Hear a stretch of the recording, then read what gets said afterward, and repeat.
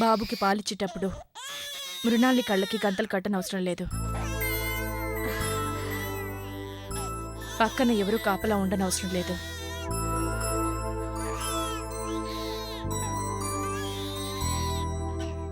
అలాగేనమ్మా.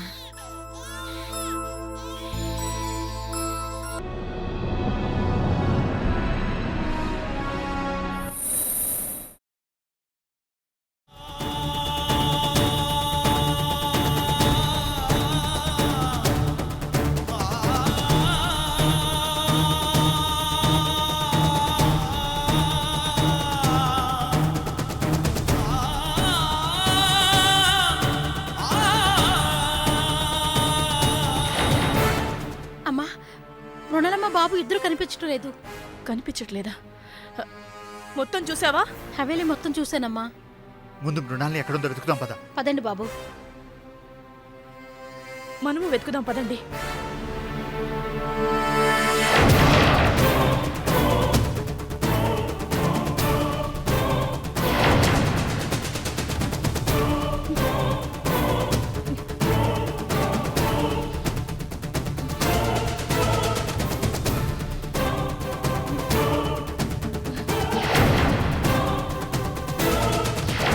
మంచి వాళ్ళకి ఎప్పుడూ దేవుడు అన్యాయం చేయడురా. అందుకే నేను తీసుకుని పారిపోవడానికి అవకాశం కల్పించాడు. నిజమేంటో తెలుసుకోకుండా నిన్నెత్తుకెళ్ళానని నా మీద నింద వేసి కట్టేసి అవమానించారు. ఆ నిందనే నిజం చేసి వాళ్లకు బుద్ధి చెప్పాలనుకున్నాను. అందుకే నిన్నెత్తుకొచ్చేశాను.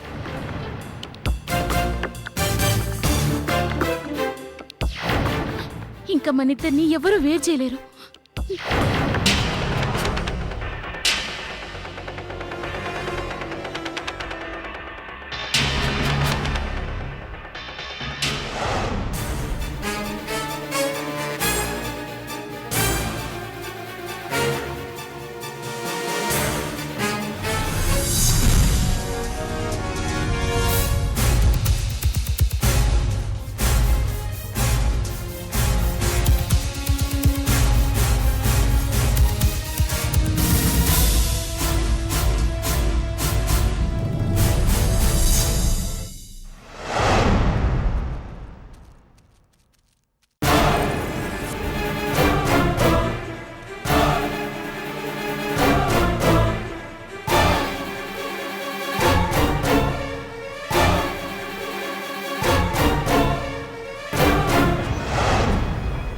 అరే ఇక్కడెక్కడ లేదురా.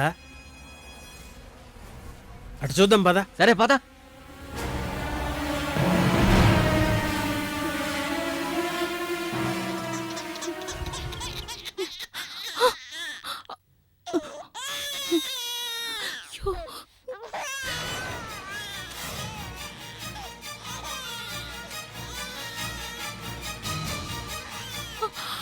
ఒరే ఇదిగోరా ఇక్కడ ఉంది.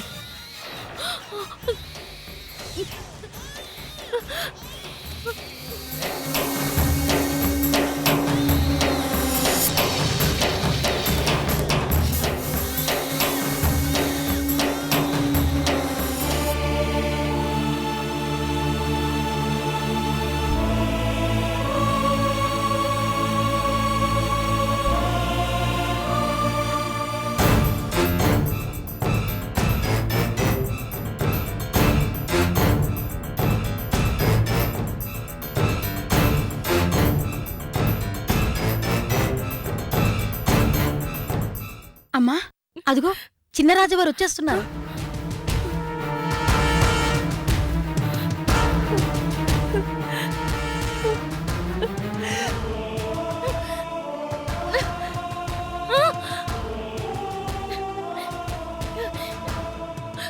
నా బాబు, బాబు, నా బాబు, బాబు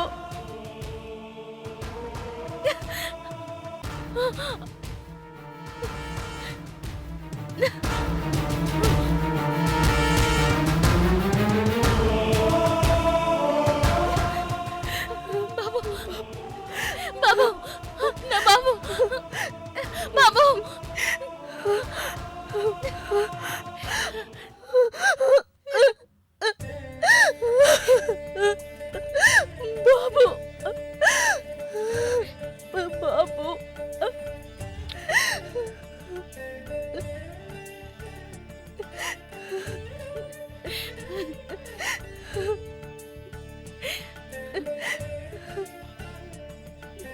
నిన్ను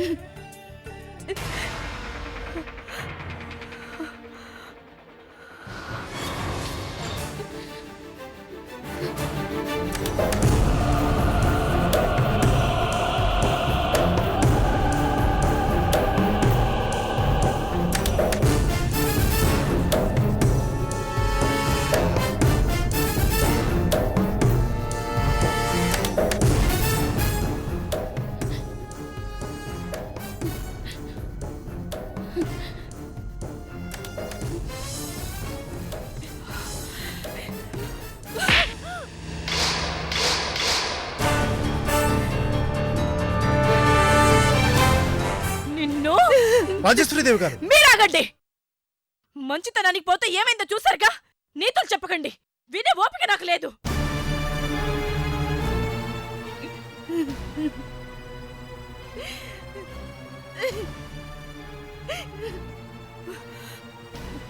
ఒక్కసారి నమ్మాను, మోసం చేశాం.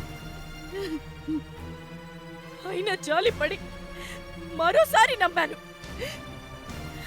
సిగ్గు లేకుండా తెగించి మళ్ళీ నమ్మక ద్రోహం చేశాం. రాక్షసి!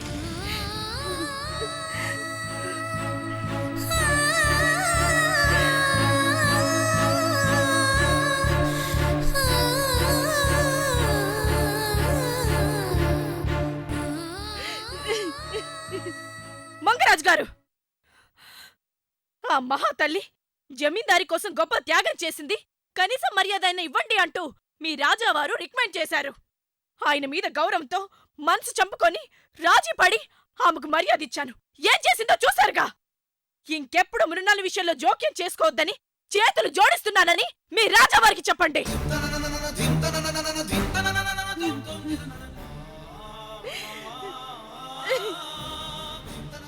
బాబుని చూడనివ్వకుండా మృణాలి కాళ్ళ గంతలు కట్టానని నన్ను తిట్టుకున్నారు, రాక్షస్ అనుకున్నారు.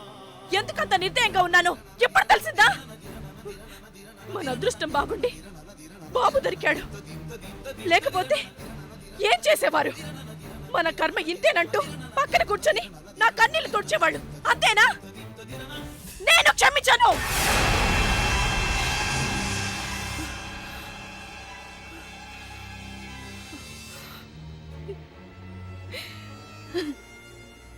అమ్మా, మరోసారి ఇలా జరగకుండా జాగ్రత్త పడతాను.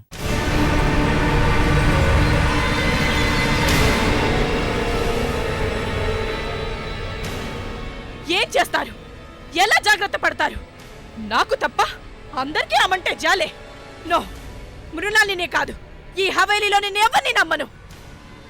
నా జాగ్రత్తలో నేను ఉంటాను. రేయ్, లాకెళ్ళి గొలుసులతో తన కాళ్ళు కట్టేయండి.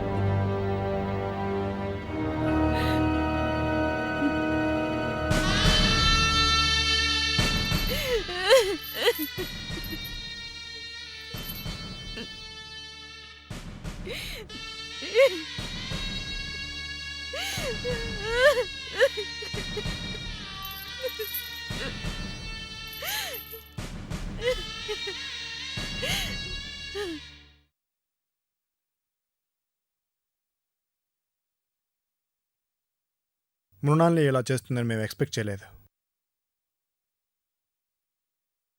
నేను ఎక్స్పెక్ట్ చేశాను. కాటు వేయడం పాము లక్షణం. పాలు పోసినంత మాత్రాన, దండం పెట్టుకున్నంత మాత్రాన అది దాని సహజ గుణాన్ని మార్చుకోదు. మృణాల్ని కూడా అంతే, విష జంతువు. రాజేశ్వరీదేవి గారు, సర్కిట్ మదర్గా తెలివైన మంచి గుణాలున్న అమ్మాయి సెలెక్ట్ చెయ్యాలని ఎంతగానో ఆరాటపడ్డాను. చూడండి చివరికి ఏమైందో. ఒక మాయలాడి కడుపున మన వారసుడు పుట్టాడు. అసహ్యంగా అనిపించడం లేదు? రాజేశ్వరీదేవి గారు, బాబు ఎవరి కడుపున పుట్టినా వాడు మన దగ్గర పెరుగుతాడు. మీ పెంపకంలో పెరుగుతాడు. మీ లక్షణాలు పంచుకొని పెరుగుతాడు. కాని దాని పాలు తాగి పెరుగుతున్నాడు. అదే నేను భరించలేకపోతున్నాను. మన బాబు కూడా పెద్దయ్యాక దానిలాగే తయారవుతాడేమోనని భయంగా ఉంది. అనవసరంగా చాలా దూరం ఆలోచిస్తున్నారు. అలా ఆలోచిస్తున్నాను కాబట్టే మృణాలి కళ్ళ గంతలు కట్టి బాబుకి పాలిప్పిస్తున్నాను. కేవలం మీ మీద గౌరవంతోనే, మీరు చెప్పారని ఈరోజు మృణాలి కళ్ళ గంతలు కట్టద్దని ఫ్రీగా వదిలేయమని చెప్పాను. ఏం జరిగిందో చూశారుగా. మన అదృష్టం బాగుండి బాబు మళ్ళీ దొరికాడు. లేకపోయింటే రాజేశ్వరీదేవి గారు, ఇలాంటి పొరపాటిక జరగదు. ఈసారి నుండి మృణాల్నితో పాటు పాలకి పంపించేటప్పుడు బాబు కళ్ళకు కూడా గంతలు కట్టిస్తాను. వాడు మృణాల్ని చూడకూడదు, అలవాటు పడకూడదు. వాడు పసివాడు. దయచేసి వాడిని ఇబ్బంది పెట్టకండి. వాడికేం తెలుసని? వాడికల్లా వాడి కడుపు నిండితే చాలు. గత జన్మలో రుణానుబంధాలే ఈ జన్మలో మన మధ్య అనుబంధాలు.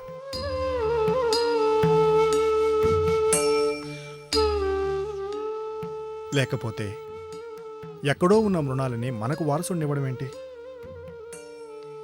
బిడ్డతో ఆమెకింకా రుణానుబంధం తీరలేదు. అందుకే ఇంకా మన మధ్య ఉంటుంది. ఆమె రుణం ఎప్పటికి తీరుతుంది?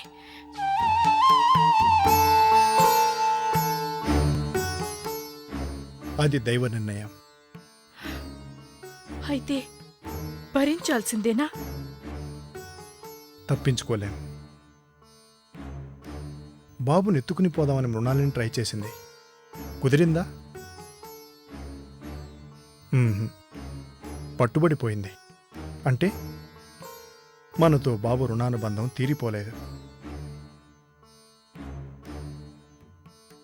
కాబట్టి వాడు మళ్ళీ మన దగ్గరికి వచ్చాడు. నన్ను ఓదార్చడానికి వేదాంతం చెప్తున్నారు.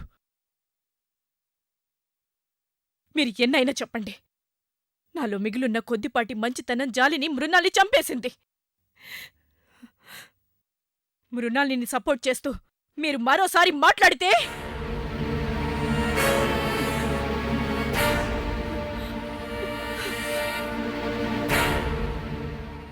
రాజేశ్వరీదేవి గారు, మాకు మీ తర్వాతే బాబు తర్వాతే ఎవరైనా ఏదైనా.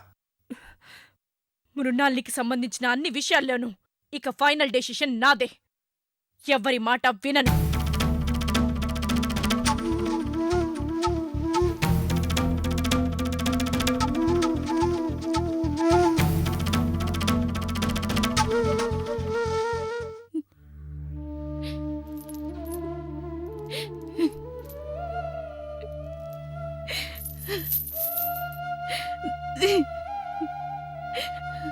స్వార్థం. కళ్ళు తెరవని పసికోనల్లో కూడా స్వార్థం. ఎవరికి కావాల్సింది వాళ్ళు ఎలాగైనా సాధించుకుంటారు.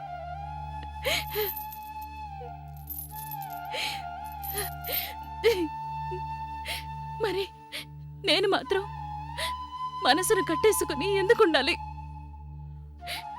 ఈ బానిస బ్రతుకు నేనెందుకు బ్రతకాలి?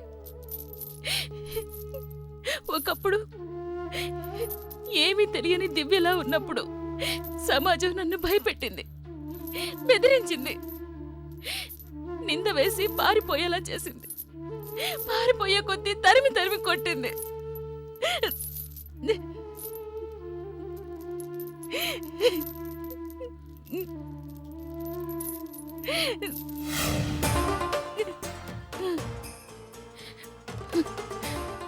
కానీ మృణాలినిగా మారాక నాలో మంచితనాన్ని చంపేసుకున్నాక నన్ను అందలం ఎక్కించింది. మంచితనానికి ఈ సమాజంలో చోటు లేదు. జాలిగా చెయ్యి చాపడిగితే చీ కొడతారు. అదే కత్తి పట్టుకుని బెదిరించడిగితే ఉన్నదంతా ఊడ్చిస్తారు. మృణాలినిలా రాటు తేలి బ్రతుకుతున్న నన్ను నా కడుపున పుట్టిన బిడ్డ మళ్ళీ దివ్యలా మార్చేశాడు. ఒక మామూలు అమ్మలా మార్చేసి నా బలహీనతతో అందరూ ఆడుకునేలా చేశాడు. జీవితంలో నేను ఓడిపోయేలా చేశాడు. నో, ఈ మృణాలిని ఎప్పటికీ ఓడిపోకూడదు. నాలో నిద్రలేచిన దివ్యని చంపేస్తాను. తిరిగి మృణాలినిలా మారిపోతాను. నా కాళ్ళు కట్టేసిన చేతులని తిరిగి నా కాళ్ళు పట్టుకునేలా చేస్తాను. It's my challenge.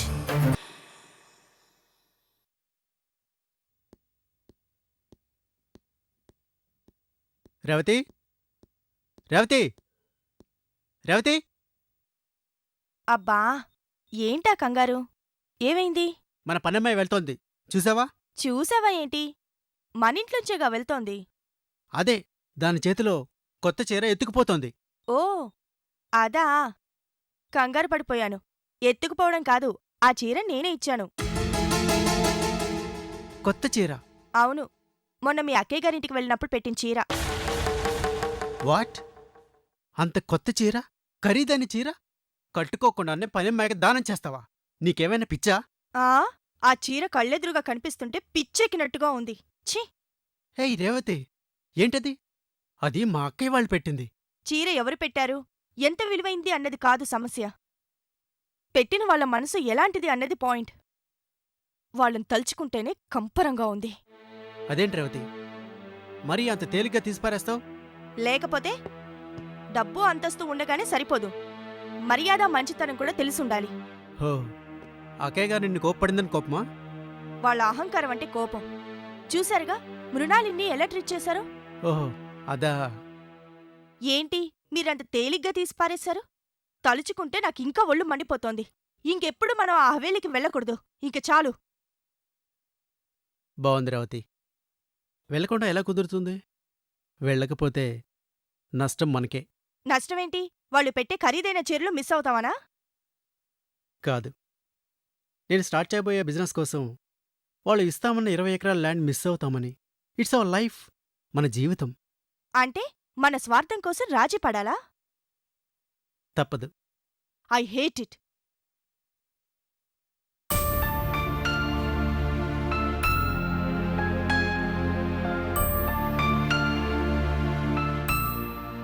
రేవతి, అలా అనుకుంటే ఎలా?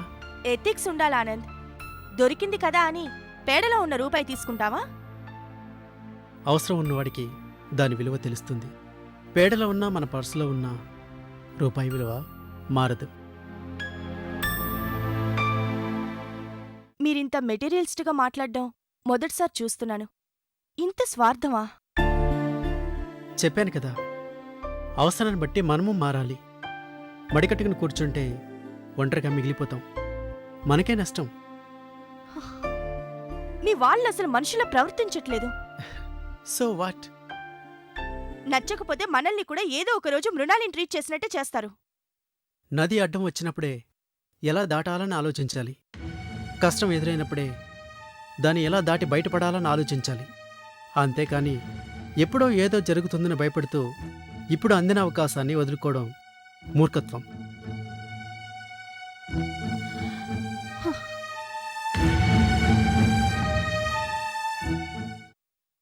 కోపమా? భయంగా ఉంది. అదేంటి రేవతి?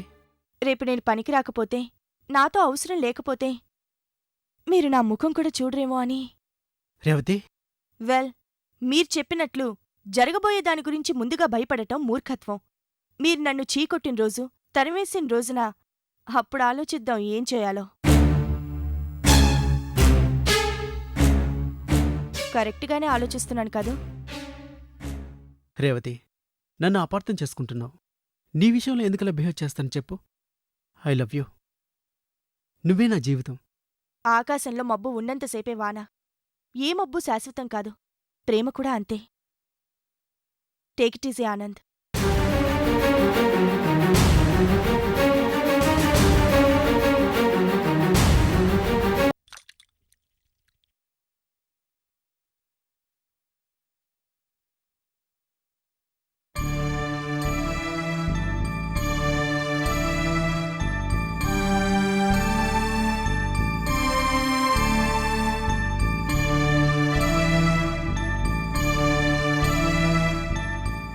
మంగరాజు గారు, మనసు ప్రశాంతంగా లేదు. ఆలోచనలు కుదురుగా ఉండనివ్వడం లేదు. తప్పు చేస్తున్నామేమో అనే భావన గుండెను ముల్లులా గుచ్చుతోంది. మాకు మేము సర్ది చెప్పుకుంటూ ఆత్మవంచన చేసుకుంటున్నామేమో అనిపిస్తోంది. I feeling guilty. మేము దోషులమేమో. ఏ విషయం గురించి ఇంతగా ఫీల్ అవుతున్నారు?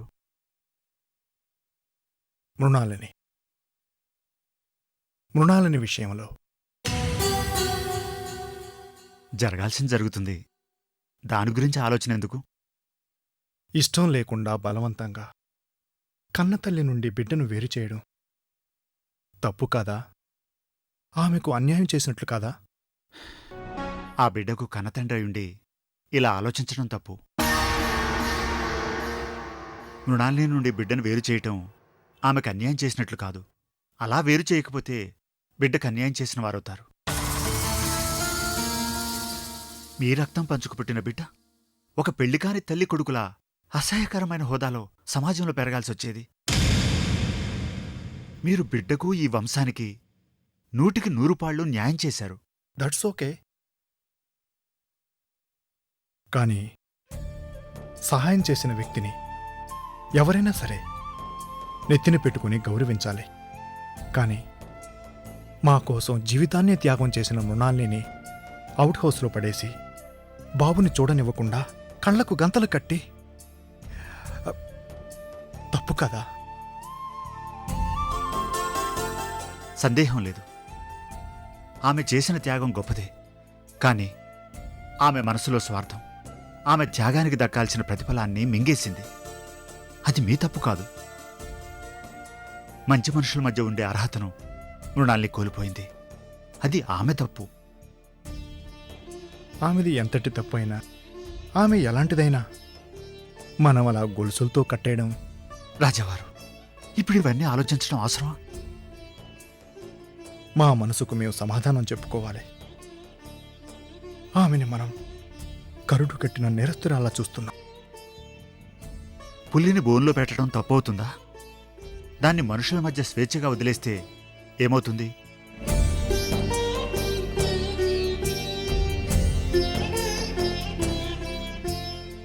ఆలోచించకుండా మీరేదీ చేయలేదు. మృణాల్ని పట్ల మీరు తప్పుగా ప్రవర్తించలేదు. అంతే అంటారా? జరుగుతున్న దాంట్లో మా తప్పేమీ లేదు కదూ. మేము న్యాయంగానే ప్రవర్తిస్తున్నాం కదూ. అంతే కదూ.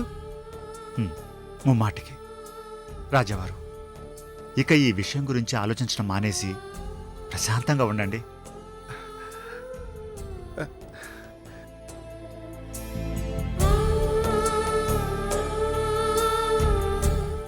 నీ మెళ్ళో పడాల్సిన ఈ తాళి నా మెళ్ళో ఎందుకు పడింది? రేవతి, ఏం మాట్లాడుతున్నావు? నేనేం అడుగుతున్నానో, ఎందుకు అడుగుతున్నానో అన్నీ నీకు తెలుసు. Be frank. నిజం చెప్పు.